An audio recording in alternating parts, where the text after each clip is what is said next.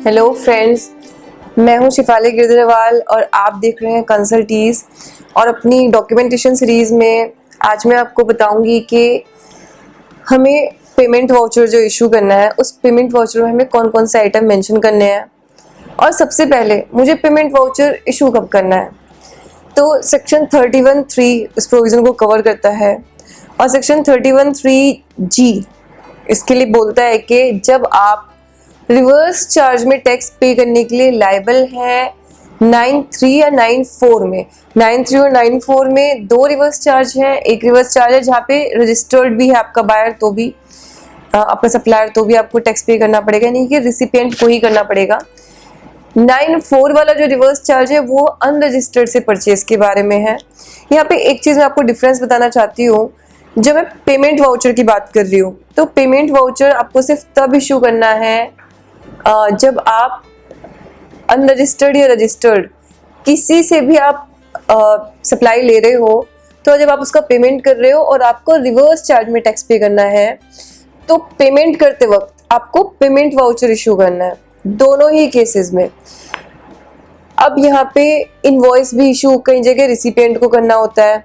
जहाँ पे invoice issue करने वाला प्रोविजन है वहाँ पे इनवॉइस रिसिपिएंट को सिर्फ तब इशू करना है जब वो अनरजिस्टर्ड से परचेज कर रहा है। तो आपको डिफरेंस मतलब ये याद रखना है कि मैं रिसिपिएंट हूँ, मैं अनरजिस्टर्ड रजिस्टर्ड दोनों से परचेज कर रही हूँ। उनमें से अनरजिस्टर्ड पे तो मुझे इनवॉइस काटना है और पेमेंट वाउचर भी काटना है पेमेंट करने के टाइम पे, और सप्लाई लेने के टाइम पे मेरे को इनवॉइस इशू करना है। और जो रजिस्टर्ड वाला रिवर्स चार्ज है यानी कि 9(3) वाला रिवर्स चार्ज, वहाँ पे मुझे सिर्फ पेमेंट वाउचर इशू करना है। तो इसको मैं ऐसे कह सकती हूँ कि पेमेंट वाउचर तो मुझे दोनों ही रिवर्स चार्ज में इशू करने हैं, जबकि इनवॉइस मुझे सिर्फ अनरजिस्टर्ड से परचेज पे इशू करना है। तो ये फिर एक अलग सीरीज आपके लिए आ गई। तो आपकी 4th टाइप ऑफ सीरीज जो है वो ये हो जाएगी। इनवॉइस था हमारा, रिसीट वाउचर था, रिफंड वाउचर था, और अब हमारा एक पेमेंट वाउचर आ गया है। तो जो पेमेंट का आपका वाउचर होगा उसके आइटम्स क्या होंगे वो मैं आपको एक बार बता देती हूँ। ज़्यादा आइटम्स नहीं है और बहुत ही सिंप्लीफाइड है, लेकिन वो आपको इशू कब करना है वो आपको ध्यान रखना है, और उसके लिए फिर आपको उससे सीरीज एक अलग बना के रखनी है। सबसे पहले आपको name, address and GSTN of supplier if registered.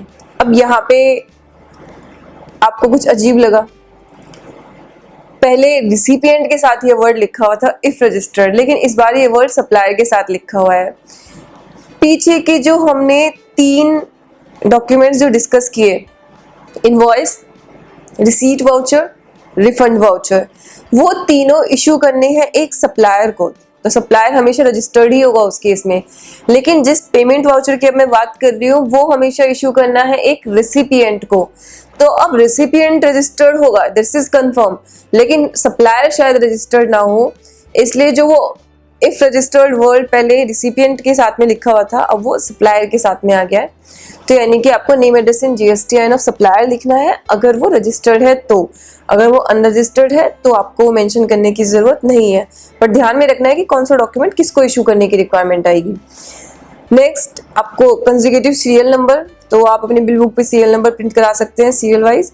तो यहाँ पे आप उस पर, अगर ये आपका पेमेंट वाउचर है तो आप PR करके उसको शॉर्ट में लिख सकते हो। Then date of issue, name, address and GSTN of recipient. तो यहाँ पे अब रिसिपिएंट के साथ इफ रजिस्टर्ड नहीं लिखा है, वो आप समझ चुके हैं क्यों नहीं लिखा है, क्योंकि यहाँ पे रिसिपिएंट हमेशा ही रजिस्टर्ड होगा क्योंकि वो इशू कर रहा है। Then description of goods, description of goods आपको मेंटेन करने हैं, गुड्स या सर्विसेज दोनों का, जो भी आपकी सप्लाई है मतलब उसका। देन आपको amount paid, rate of tax and amount of tax. जब मेरे पास अमाउंट पेड है मेरे पास रेट ऑफ टैक्स है, तो फिर अमाउंट ऑफ टैक्स निकालना कोई बड़ी बात नहीं है, दोनों को सिर्फ मल्टीप्लाई करना है, तो वो भी आपको यहाँ पे मेंशन करना है। Place of supply along with state code in case of inter state trade and commerce. अगर आपकी इंटर स्टेट कोई सप्लाई हो रही है तो फिर उस केस में आपको यहाँ पे कोड, स्टेट का जो कोड है प्लेस ऑफ सप्लाई वाले स्टेट का, आपको वो भी यहाँ पे मेंशन करना है। तो ये हमारे आइटम्स थे। हमारे साथ में लास्ट आइटम्स में सिग्नेचर भी है, सिग्नेचर हमें हमेशा ही करने हैं ऑथराइज सिग्नेटरी को। तो ये हमारे आइटम्स थे जो हमें मेंशन करने हैं अपने पेमेंट वाउचर के अंदर। तो आपको ये ध्यान रखना है कि अगर इंटरस्टेट सप्लाई है तो आपको प्लेस ऑफ सप्लाई भी उसका मेंशन करना पड़ेगा इस वाउचर के अंदर। तो ये उसके आइटम्स थे। इसी तरीके से आपको एडवाइजेबल होगा कि जीएसटी आने से पहले आप अपने सब कुछ बैकअप मेंटेन करें उस चीज़ के लिए। तो ये भी आपको ऑलरेडी प्रिंट करा के रखने होंगे। तो 4-5 तरह की आपकी अलग अलग वो बन जाएंगे, तो वो सब आपको पहले से रखने होंगे। तो ये इस सीरीज़ का लास्ट वीडियो है, यानी कि 4 सीरीज़ में जो आपके 4 मेन डॉक्यूमेंट्स की आपकी बिल बुक्स हो सकती थी वो हमने आपसे डिस्कस कर ली है। तो ये आपके लिए वो सारे के सारे प्रोविजंस थे। अगर आप चाहते हैं कि ऐसे सिंप्लीफाइड प्रोविजंस हम आपके लिए लाते रहें, आपके सिंपल नॉर्मल डेली यूज़ के जो आपके बिजनेस के लिए हेल्पफुल होंगे, प्लीज़ हमारे चैनल को सब्सक्राइब कीजिए। और अगर आप चाहते हो कि हमारी हर वीडियो का आपको नोटिफिकेशन आए तो प्लीज़ आप बेल बटन पे प्रेस कीजिए। And thank you so much for watching our channel.